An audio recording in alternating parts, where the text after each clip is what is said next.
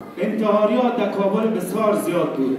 انتحاریات در کابل زیاد بود. یکی از جوانان بیچاره رفت خود انتحاری کنند.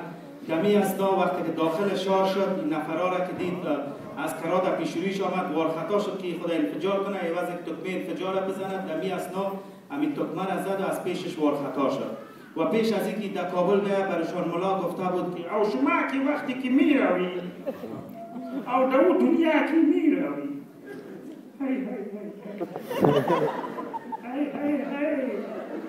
در اون دنیا چی شایه در پیشروی شما سیده نهور بهشت می آید و چنان مقبول است چنان مقبول است که حیران بانی با امی گله در پیشوریتن باش میوفاید گله در پیشوریتن باش میوفاید و این بچگک بیچاره وقتی که رفت وارخطا شد و این تکمه را که زد انفجار نکرد، پلیسایی را گرفتن بردن ایره وسایلش از کشیدن و بردن ایره شفاخانه که بردن یک نرس بالای سر از این بالا استاده شد. نرس بسیار مقبول سلام چطور است؟ قند و نایف جوانی خدایا چرا تو خود انفجار میداری؟ من انفجار چی میکنه؟